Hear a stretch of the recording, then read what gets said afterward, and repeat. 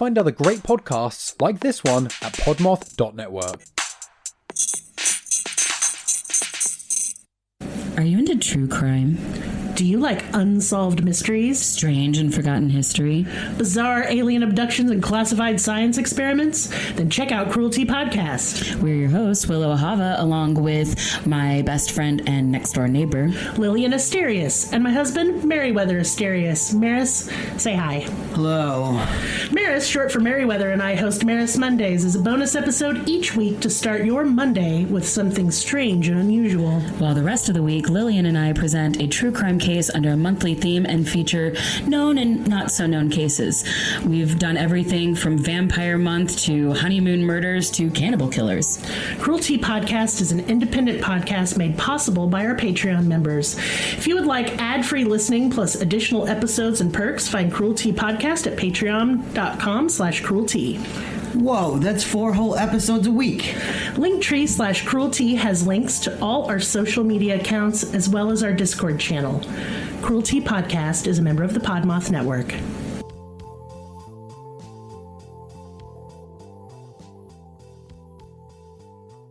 Hey, Twisted listeners, I'm Cindy. And can we start again? Sorry, my brain short-circuited. I forgot my own name. Yes. Okay. Hey, Twisted listeners, I'm Cindy. And I'm Diva, and I forgot my name. And this is Twisted Listeners, a podcast about murder. Ooh, and lists. It is very early. I'm halfway through my tea. It's a day.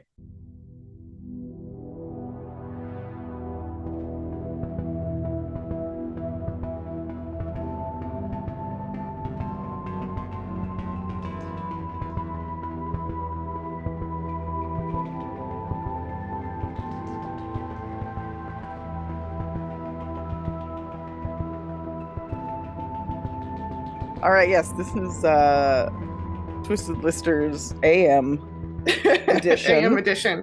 And yeah, it is really early. We're brought to you by the Podmoth Podcasting Network. They're amazing. Check them out. We love them. All the other podcasts on there are amazing. This is part 2 of Murder Houses.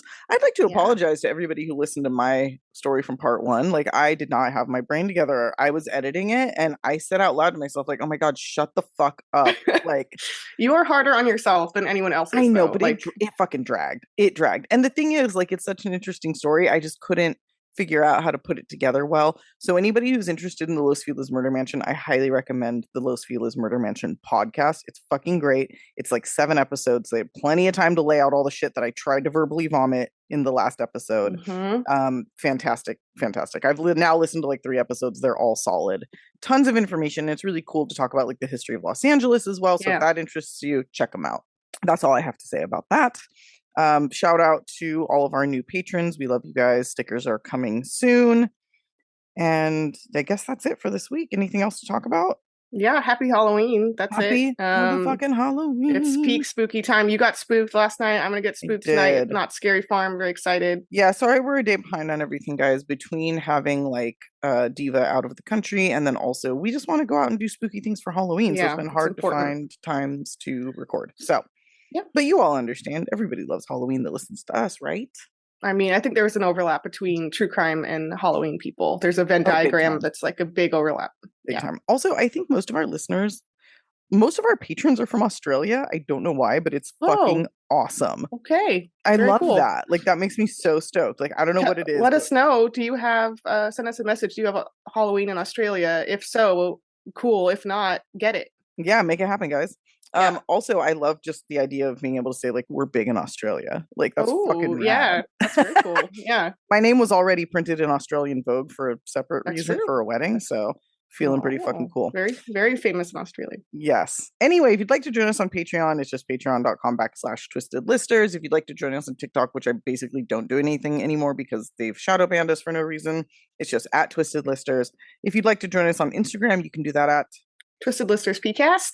If you'd like to send us an email with case suggestions, which we will start needing again now that the Halloween season is coming to a close, you can do that at twistedlisterspod@gmail.com. And don't mention Halloween ending. I'm not ready for it. I'm sorry. In our hearts, it lives on forever, but in the calendar year, it's getting there. Oh, I see Christmas shit out in the store right now. I'm like, boo. I know. Boo. They're starting to take it down, all the Halloween stuff. I'm like, are you fucking kidding me? It's mid-October. Knock it off. Anyway, if you would like to check out our website, you can do that at twistedlisterspod.com.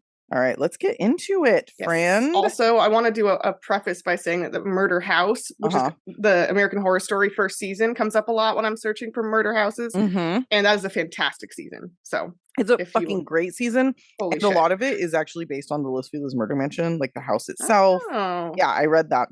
Also, we forgot to mention, but Diva mentioned it afterwards, Johnny Lewis also murdered his landlord and jumped to his death off the roof of a house right next to Los Feliz murder mansion.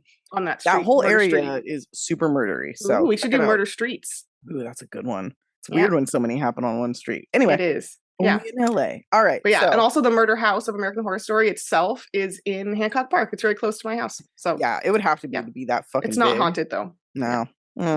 Just looks scary. Yes. They all do over there. Anyway, okay. Here we go. many prefaces. Okay. So I'm excited to start with one I did not do in our first edition. This is a new story. This is Taliesin. I don't know that I'm saying that right. I hate when podcasters say things wrong, but I'm going to say Taliesin. Is it Talesin? Iesin. Iesin. Oh, right. Taliesin. It could be Taliesin. That sounds let's right. Let's say Taliesin. Okay. Taliesin sounds like weird. Yes. Okay, so this is a 1914 story. We're going to be an old timey, and I told you I picked this story so that I could trash on Frank Lloyd Wright. Yes, and I appreciate that. I'm very excited to. So Frank Lloyd Wright, if you don't know, was a very famous architect. He lived from 1867 to 1959. He was basically a famous modernist who promoted kind of architecture that works in harmony with the environment, purportedly. I'll say worked in harmony with the environment. Super influential in the world of architecture and modern art. However, the main reason I want to talk about him briefly here is that he was a fucking dick. Yeah. And can I also say, and I may have said this before, but I went to a Kager in college in a Frank Lloyd Wright. So that was pretty cool. Yeah. Yeah. Anyway. Yeah. LA, baby. All right. No, we have quite a Kager. Oh my God. We have quite a few of his houses or whatever in LA. Yeah. So yeah, he was a colossal asshole. And a lot of modern artists and architects are, but he was went out of his way to really make strides in being a colossal asshole. Yeah. More than others. He was super egotistical. He thought he was a god. He wore a cape and not I'm being cute way, but I'm an actual superhero god. What a fucking loser. Super rich, obviously, but he was super cheap. Okay. Which I think, honestly, there's a special place in hell for rich people that are cheap. I think that's so disgusting. Yeah, no, that's definitely a thing. Having worked in the service industry, you'll meet people that are richer than God, and they don't tip, and it's you're a piece of garbage. Disgusting. Can't buy class, guys. He was not tipping at all, for sure. He's this kind of guy. Can't buy class. And he was, in addition to being a piece of shit, he was also a right-wing white supremacist and pretended he was a total hypocrite, and then he kind of pretended he was a sort of nature-loving, simple guy, and he just reveres nature. And to the press, that's how he comes off. But in fact, he was super debauched and this chauvinist, ladies' man in not a cute way, in a gross way. Yeah. And he was super conservative and would say homophobic things, white supremacist things. He even said that the Nazi bombing of London was a good thing because it would depopulate the overcrowded city. Wow. Okay. Yeah. That's a fucking hot take. Yeah, very hot take there. He also evaded taxes and swindled business partners and friends, sort of causing financial ruin wherever he could. So he was a exceptional asshole. Also, he wasn't that great a fucking architect, and I'm really excited to have a public platform to say this. He was kind of, even though he was touted and still is touted as a sort of inventor of modernism, this genius, titan of architecture, a ton of his buildings were not and are not sound structurally. Yes. And have massive engineering problems and required and continue to require renovation after renovation, costing a lot of money and labor and resources. And for that reason, a ton of them have actually been demolished because people just don't want to fucking deal with it. Yeah. It's too expensive. The Freeman House where I partied was owned by USC at the time, and they were supposed to be doing the upkeep, and there was this big weird thing about it. But that place is fucking falling apart. But also he's got the bravado to I'm gonna build it in a fucking Hollywood hillside and yada yada, but not pay attention to what that entails to make it work. So yes. Anyway, he's famous for kind of building buildings in like falling water and these sort of precarious shapes and abstract forms into like the sides of hills and shit. And it's like, basically he did it because it looked cool, and it does look cool, but it is not sound structurally. And he would take all these, also because he's cheap, he would cut all these corners building it. And like not pay attention to all these key engineering things. So an iconic Frank Lloyd Wright building thing is a leaky roof, like they're all falling apart, and falling water had to be conserved by 1,000 other architects at this point, and it's like barely held together, and it's been like sinking and like literally crumbling. It's insane. So he's I saw someone said somewhere online he's a great artist but a terrible architect, and I'm like, I kind of think that's probably the point where he like see that could envision a cool thing but could not execute it. What a bitch. Just kidding. Yes. He sucks. No, he sucks personally and professionally. Yes. And I'm all about tearing down people in the arts who are assholes. Looking at you, Picasso. Looking at you too. Oh yeah, fuck that guy. Anyway. Yeah, fuck him. So in 1909, back to our story here. That's the background. 1909. So Frank Lloyd Wright also, of course, cheated on his many wives and girlfriends. In 1909, he left his wife and 6 children for the also married Martha or Mama Borthwick. She goes by Mama with an H, Mama. Okay. And Mama's husband, Edwin, had recently been a client of Frank Lloyd Wright's and was commissioning him to build a house. So that's how they met. And he's like, I'm steal your wife. Boop, boop, boop, boop. That's nice. That's good. And leave his wife and 6 kids. And he just like abandons them. He's like, see you never. Bye. Yeah. It's not like, okay, we're going to break up, but I'm going to pay child support and be a part of their lives. He's just like, no, goodbye forever. Yeah. Piece of trash. Yeah, so he just abandons a family, like Gauguin, another guy who did that, who's another piece of shit. That's another podcast. But he abandons family. And so Mama and Frank were having this sort of torrid love affair. And Frank Lloyd Wright's a celebrity at this time, so it's a scandalous thing in the press. There's really great, like 20 or teens, like newspaper headlines about this. And I've meant to get like the exact phrasing of one, but they always blame Mama more. Too. It's always like scandalous woman leaves her family ... like with Frank Lloyd Wright, you know, they always like put her up front and center, right? Whose family we won't mention because he's Frank Lloyd Wright, and like cool. And it's like, no, that's good. They're partners in this, you know. Yeah, they both suck. So Mama and Frank are traveling to Europe. They're gallivanting about, just being open in this like not even affair anymore. They just left their partners for each other. They're just together now. So Frank Lloyd Wright goes about building a mansion in his style that tabloids would later declare his love bungalow, because he is kind of building it for them, but love nest, whatever you want to call it, named Taliesin. And this is the name of a 6th century Welsh bard. Okay. That's where he gets it. And it's about 20 miles from where he was born in Richland, Wisconsin. Oh, weird. It's just west of Madison. I don't know exactly how far. Okay. That's where it is. It is 37,000 square feet.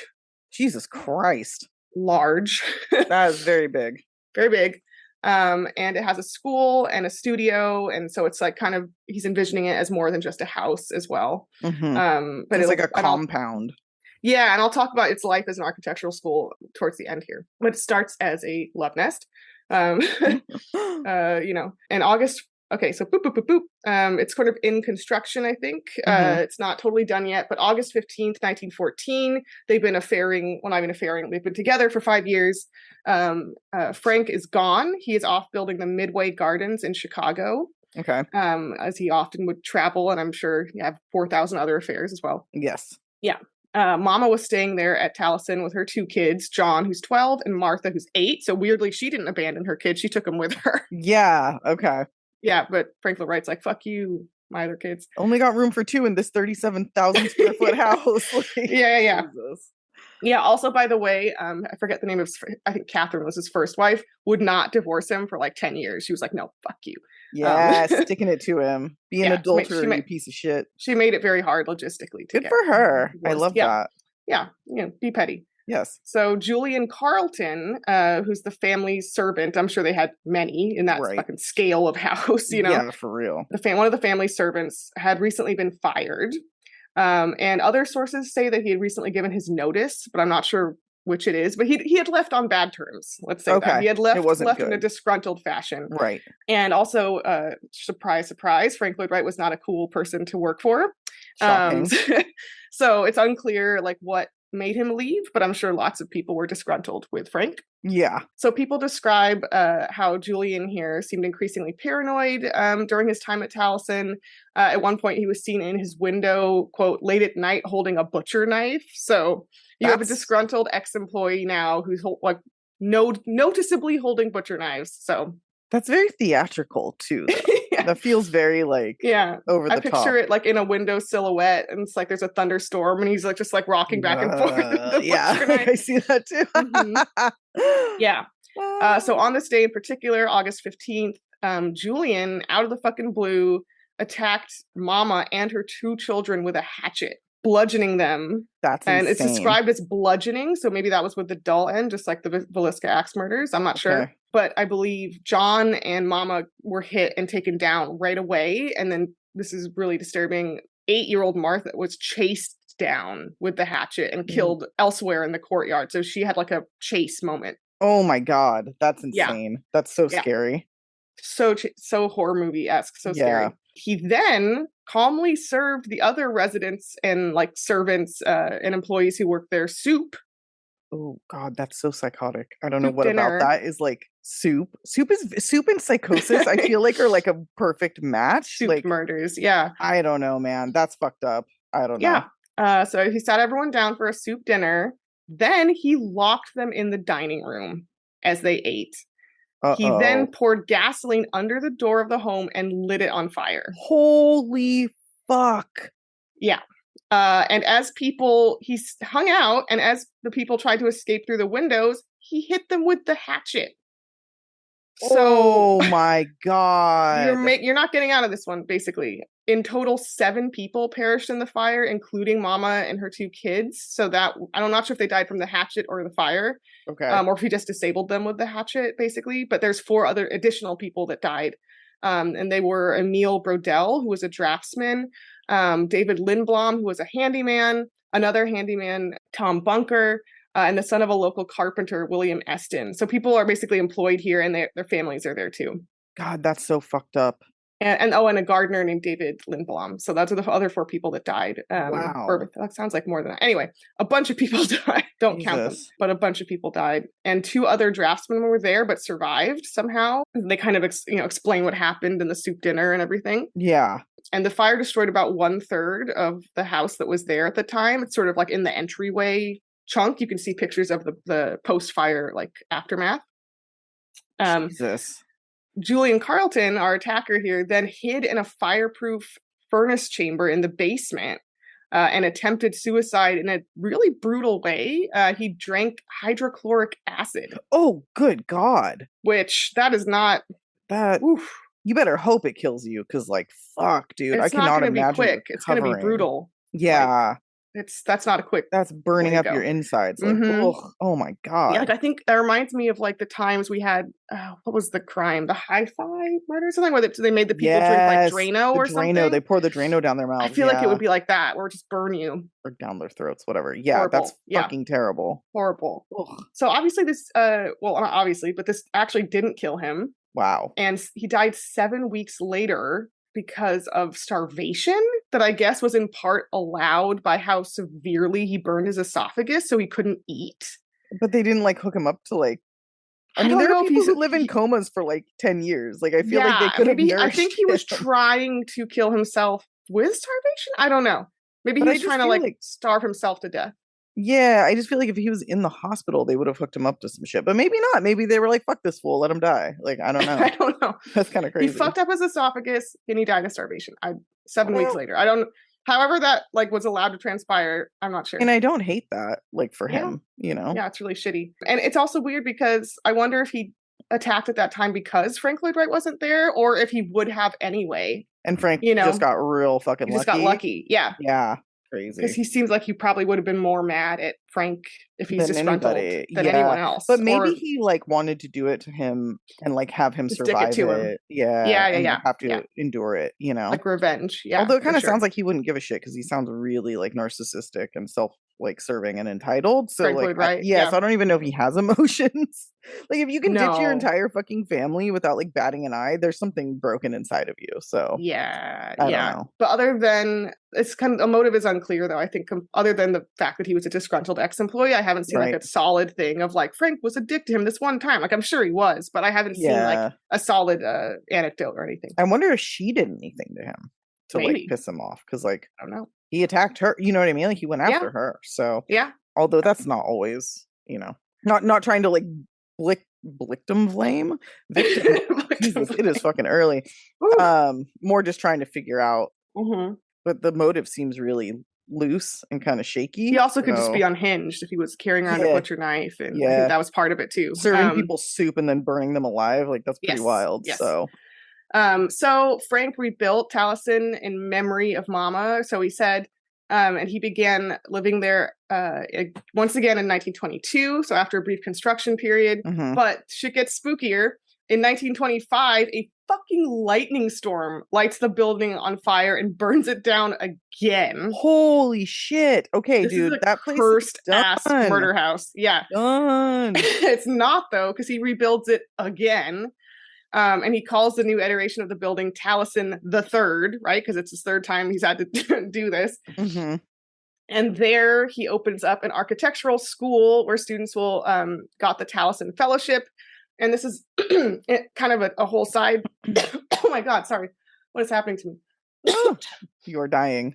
Okay. Careful. Where in addition to being students of architecture, the fellows of the Taliesin Fellowship did like manual labor and plowed fields and worked in the kitchens, and basically were kind of like doing free slave labor and were like a mini cult to Frank Lloyd Wright. Yeah, it was sounds super like the worst. abusive. Like, it sounds like woofing. I don't know if you know about that, but that's where you go like work on farms around the world. But a lot of the times people are like, "You're just gonna clean my bathroom and like, you know, feed my dogs and like pick up dog shit." It's like not the learning experience it's supposed to be. So he was the pioneer of that. Good for him. Yeah, so it's kind of like a mini cult thing. And of course, some people have good things to say about it because they're like indoctrinated, brainwashed probably, but to this guy. But then other people have done like exposés and books talking about how horrible it was. And he was a horrible teacher, obviously, and an asshole to his apprentices, as he called them, which were, by the way, like all men. And I'm not sure exactly if that's like a 50s thing where like you can't be an architect unless you're a man, or if that was Frank Lloyd Wright's like choice. I know architecture in general is super fucking sexist. Oh, super. There's like zero female architects. I mean, there are, but like they've had to like fight really hard, and only in like, you know, later days. One of the few that I know is the one who lived in his house for USC because her dad was the dean of architecture, and I'm like, if your dad was not the dean of architecture at USC, you would not be. Oh yeah, that's a great way to be an architect. Yeah. So, but it's shitty that like it kind of has to be that way. You know what I mean? Oh yeah. Anyway, and a lot of these kids or, you know, apprentices did go on to be successful architects. Just sucks that they had to have penises to qualify. I think kind of sucks. Anyway, so he was abusive to them, and he lived there and did this fellowship scam thing until he died in 1959. Rest not in peace, you piece of shit. Yes. And the fellowship would go on to become the equally shitty Frank Lloyd Wright School of Architecture at Taliesin, which actually closed only in 2020. And it was run by the foundation, which is also at Taliesin, the Frank Lloyd Wright Foundation. I think it's still housed there. And I guess they had some like very contentious battle to keep it open. And like it was a whole, you could read about that too. It's kind of boring, so I won't digress. But they wanted to keep it open. The foundation is also run by dicks, I think, which is like trying to, you know, they're trying to keep his legacy alive. Yeah, in full, like fully preserve it like as it originally was. Yes.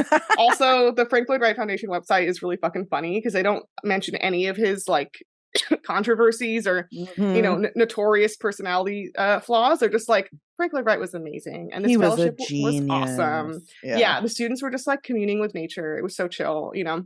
So if you want to read some great propaganda to a dead guy, you can go read that. In 1976, Taliesin, like many Frank Lloyd Wright buildings, was declared a UNESCO World Heritage Site. It is one of 8 Frank Lloyd Wright buildings that are, which helps them get extra protections to get renovations, which they desperately need because they don't structurally keep together. And the home today is open to the public. You can go on tours of it, or the larger estate, the whole compound. And it hosts the foundation, and they have events and bullshit. But lastly, hauntings, right? Obviously, it's fucking haunted. Duh. The cottage on the hill near the house is called Tanny Dairy. I think that's also like a Welsh thing. And that cottage in particular has been cited as where all the hauntings are like located. Maybe it's because it was standing at the time, you know, and didn't burn down. Mm-hmm. And that's where the bodies were taken to in the 1914 fire. Like all the bodies were carried and like set there. Oh, by who? I don't know. The responders, I guess, the fire people. Like weirdly fucking creepy, honestly. Yeah. Well, let's put all the bodies in this cottage. Yeah. Yeah, I love that. Ugh, yeah. Yeah.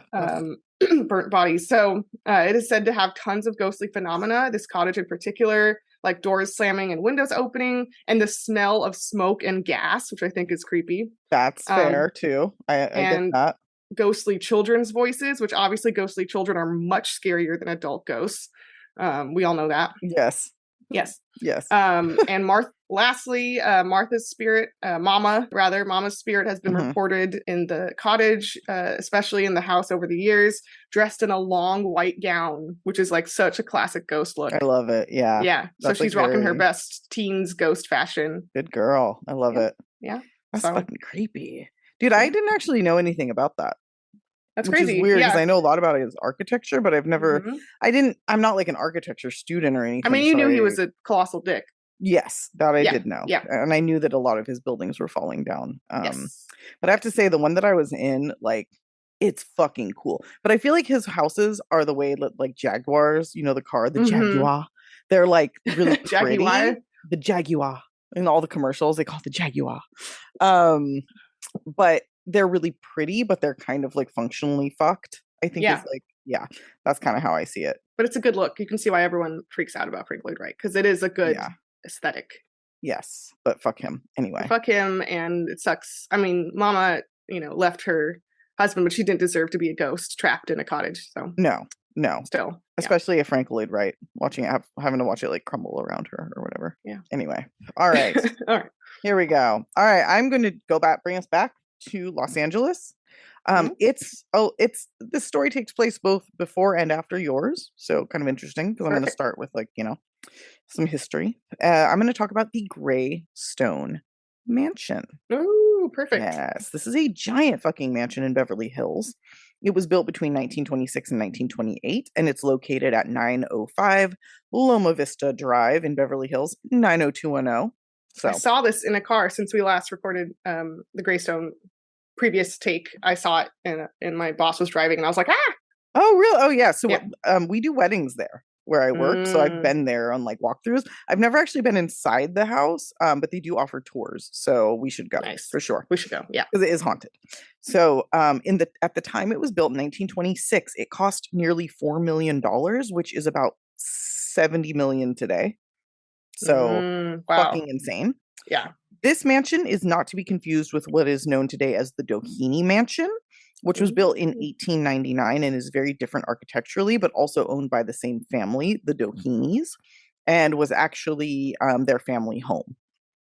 So the family, the Dohenys, consisted of Father Edward Doheny, an oil baron and general piece of shit, who was one of the first people, I think he was the first person to strike oil in Los Angeles in 1892. Oh, wow. Especially a big fuck you to this person. Yeah. Yes. Well, it gets worse because then he goes down into Mexico and exploits all the people in Mexico for their land and steals all of their oil and wealth. So this guy oil barons are terrible, period. But yes, like, but he is like directly, everything that's going on economically in Mexico can kind of be traced back to this guy, which is insane. Okay. Yeah. Cool. So he lived in his mansion, the Doheny Mansion, with his second wife, Estelle, who was actually named Carrie, but went by Estelle, most likely because Edward's first wife was also named Carrie and died by suicide shortly after their divorce. So he married and divorced a woman named Carrie and then married another woman named Carrie, but called her Estelle, which I think was the right choice. Okay. He also lived in this house with his son, Edward Jr., who went by Ned. Estelle was not Ed's mother, but she did help raise him. Ned actually had an older sister who died at age 7, which is really sad. And I'm not sure if Ned was even born at that time or if they had him after to like make up for their daughter. I don't know. I don't know. So his family lives in the Doheny Mansion. Ed Sr. is amassing his wealth through oil drilling in Los Angeles and down in Mexico. he had the amount of wealth that would have made him a billionaire today. So that's the kind of wealth that we're dealing with. Like, very, very 1% upper tip top. The rich. grossest possible kind. Yeah. Yes, exactly. Yeah. Okay. And as Ned grows up, he gets involved with the business, which obviously makes sense. Ned was born in 1893 and by 1926 had married and already had 5 children with his wife, Lucy. His father, full of both wealth and pride, decided to gift his son with his very own 46,000 square foot, 55-room mansion. Woo. Yes, so Frank Lloyd Wright's 37 can suck it. 9,000 square feet more. It's like, yeah. The battle of the billionaire assholes. Yes, exactly. I love my 800 square foot mansion. Thank you very much. I've got like 1,100, 1,150, and I'm feeling fine. So, everything's great. So anyway, he decides to gift him this mansion on, at the time it was like 12 and a half, but it ended up being like upwards of 15 acres in Beverly Hills, which is insane because even though Beverly Hills is full of mansions, like they are right next to each other. Like you don't have a ton of privacy from your neighbors. And thus the Greystone Mansion was conceived. The mansion was obviously gigantic, but the grounds were fucking amazing. The parcel is much smaller now, but still pretty gorgeous and incredible. But when it was built, it did take 3 years to complete. And when it was done, they had horse stables, tennis courts, kennels, a fire station, like a fucking fire station. It's stupid. Yes. They had a gatehouse, a swimming pool with a pavilion, which is like, you know, the fancy name for a pool house, a greenhouse, and a lake with brooks and waterfalls leading to and from the lake. It's dumb. Now, the reason it's called Greystone Mansion and not Doheny number 2, because it was at one point called like the Doheny Mansion as well. It's the use of gray stones to build the home. You can see this, guys, on our Instagram. You've already posted a photo. It's very gray. It's sort of gray.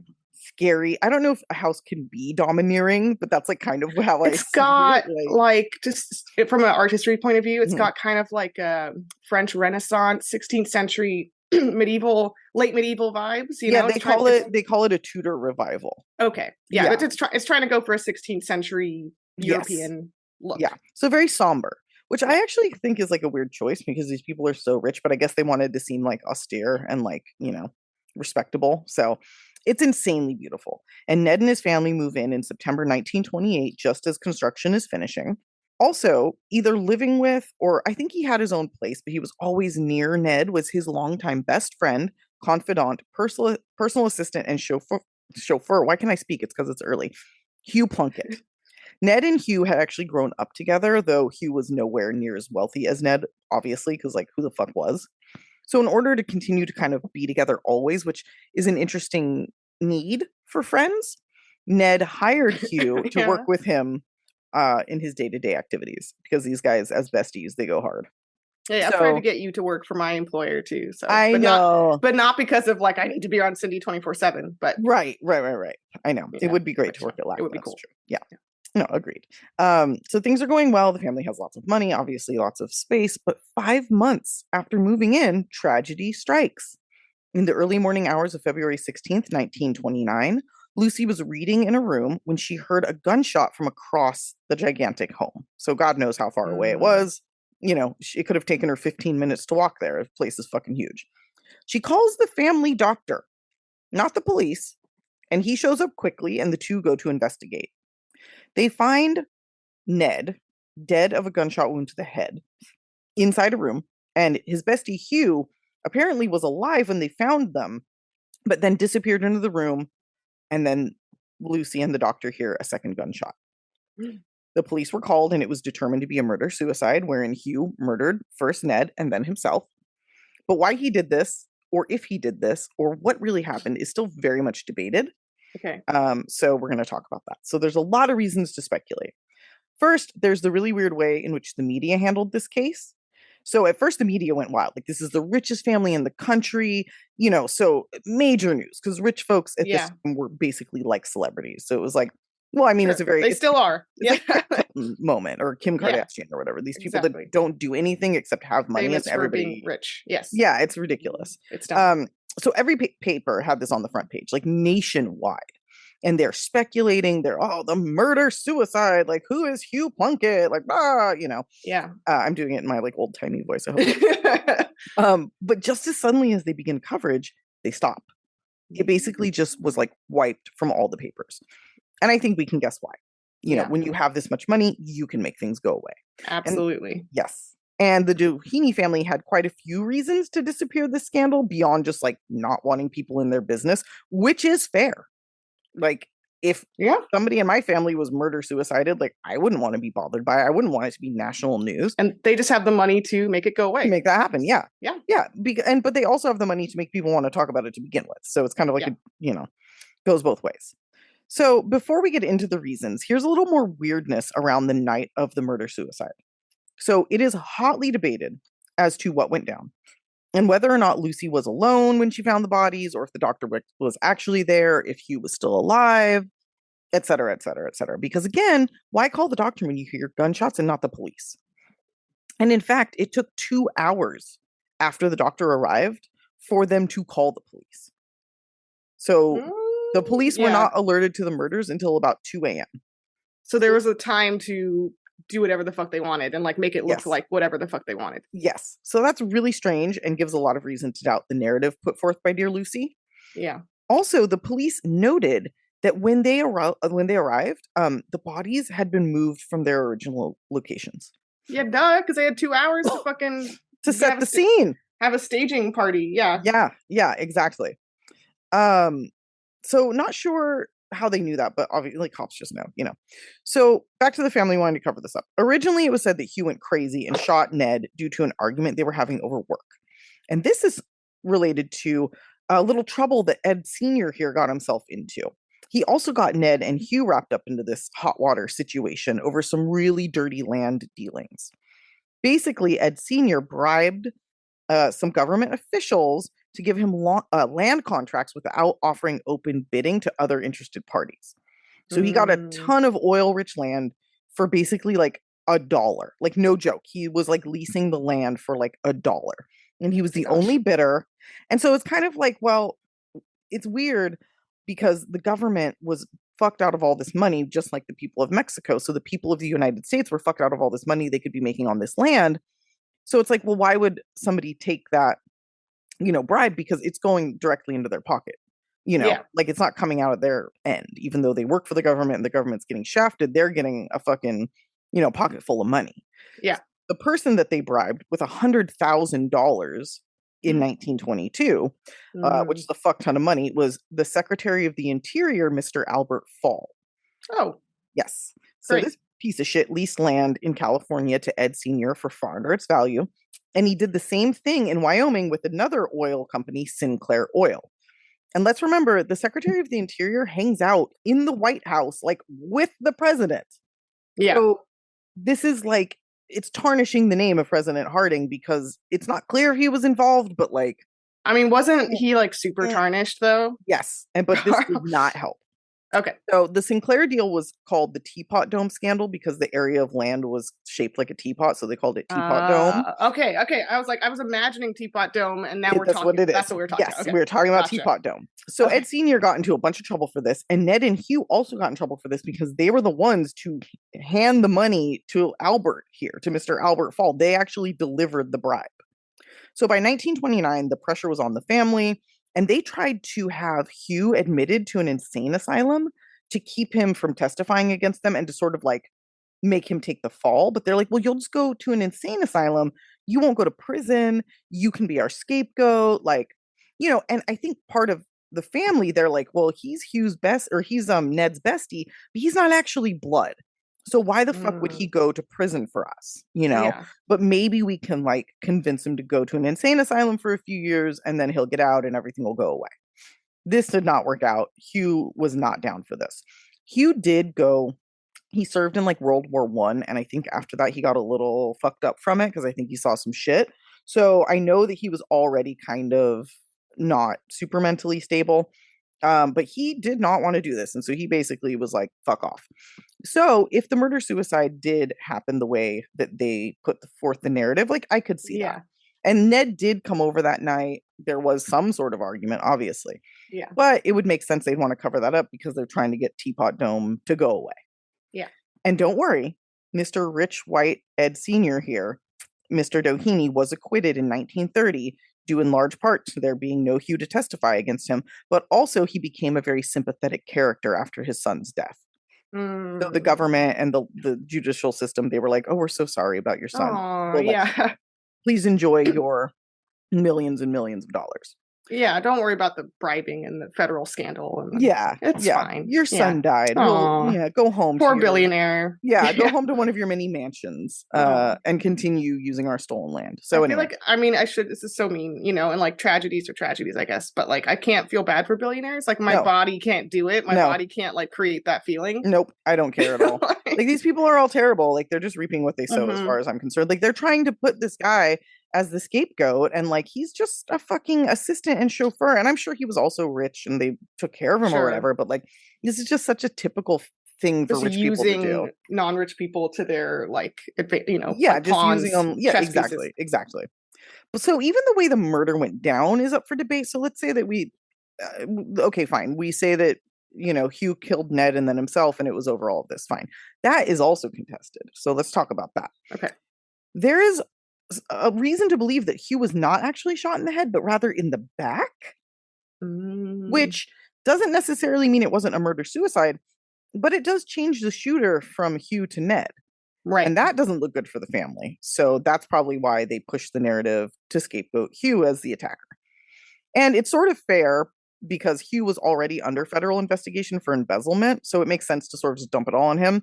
But, I'm pretty sure that like Ned was in on it too. Yeah. However, the plot thickens even further. Because even if this narrative is true, why on earth did Lucy not call the police first? Why'd she call the doctor? For cover-up time. What are they covering up? Right. Yeah. So here are the theories. Okay. The most innocent Lucy theory is that she walked in on the fight, called the doctor. They tried to calm Ned or Hugh down, whichever one. And it didn't work. And whoever was the murderer then did shoot themselves. If that's what happened, I'm going to say that Ned was the murderer. Because if Hugh was shot in the back, the only way that could have happened is if somebody else shot him and then Ned shot himself. And that also tracks with like them having cover up because they want to make sure that Ned does not look like the guilty one. Exactly. Yes. And I think Hugh was shot in the head, but it was like the back of his head in a straight direction. So he couldn't have done it himself. It just wouldn't have worked. So the other theory is that maybe Lucy walked in on not a fight, and in fact, the very opposite of a fight. Perhaps she walked in on Ned and his lover Hugh and became extraordinarily upset at what she saw and shot the men herself. Holy shit. Okay. So the wounds would match, calling the doctor first, covering it all up, blaming it on Hugh. This takes care of the family's problem with the scandal. It takes care of her problem with her gay husband. I mean, there's so much that this takes care of. Yeah. And the gay lover affair holds some water, mostly because the family was deeply Catholic. They had a Catholic cemetery, and all of the family is buried in that cemetery, but Ned is not. Ned is buried in Forest Lawn, and he's not buried very far away from Hugh. They're right next to each other. So why would you not bury your murdered son in the Catholic cemetery? Right? Yeah. So two scenarios can play out here. Weird. Or they're like ashamed because he's a killer.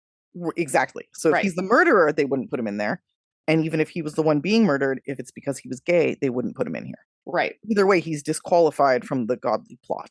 So also, Hugh had his own key to the home. He used it to get inside that evening. And the way he got in was from a back way that was like across the house from where Lucy was. And I feel like that's not the first time he did that. That's not the first time that he came in that way. And I think that's real convenient when you have, a 46,000 square foot home. It's going to be real easy to be having an affair. Sure. It's possible. With your own key, with your own entryway, like, you know what I'm saying? Yeah, absolutely. So we'll never know. But what we do know is that not only did Lucy stay living in that house, which, like, why not? She'd only been there 5 months, and it's like a large hotel, Like, it is literally a hotel. It could be a hotel. Yeah, if she chose to never go anywhere near the room that this murder occurred, she still probably has like 45 rooms to choose from. You know what I'm saying? Yes. But she also remarried, and her new husband moved in there with her and her kids. Okay. Yeah. Finally, they sold a portion of land to developers. And in 1865, the city of Beverly Hills, 1965. Yeah, I was like, wait, whoa. Not 1865, sorry. 1965, the city of Beverly Hills took over the remaining grounds of the Greystone Mansion. In 1971, they turned it into a public park and historic monument. And it is also the location, part of the land, because again, it's been parceled out. A main part of the land is used for the reservoir that provides water to Beverly Hills. Oh. So now that it's a public... Glad it's something useful now. Yeah. Hey. So now, but they've dissolved much of it, sold much of it, took apart a lot of it. It's a much smaller plot now. But in 1971, like I said, it became a public park and historic museum, or a historic monument. You can tour the house. A ton of movies have been filmed there.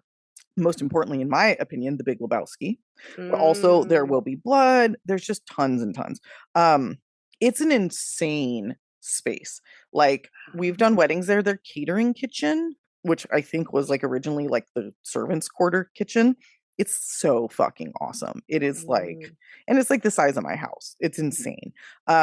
It's crazy though. You get married up on this top green area. You have to walk like a quarter mile to get to like cocktail hour. Yeah, and there's like stairs and like it's like crazy. But they have see some ladies in heels complaining about that. Yes, I always think about like elderly people, but I think they have a way to like bring them down. So to like help. So it's nice. I mean, they're very accommodating. It's a beautiful place.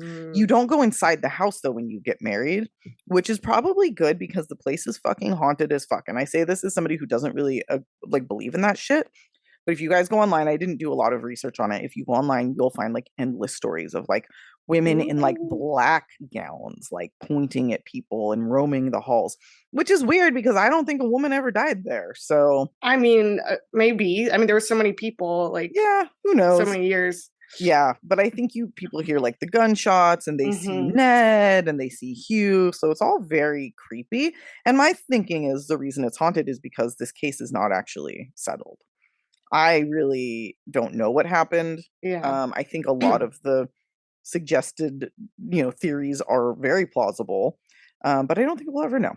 But both this mansion, the Greystone, and the Doheny Mansion are like, I think the Doheny is part of Mount St. Mary's College, but I know that like it's up to like the public can go in there. It has tours, but I think they also like actually like have classes in there, like in the house, because it was also fucking huge. And also, if you're from the Los Angeles area or have ever visited, you may know Doheny Drive in Beverly Hills, Doheny State Beach.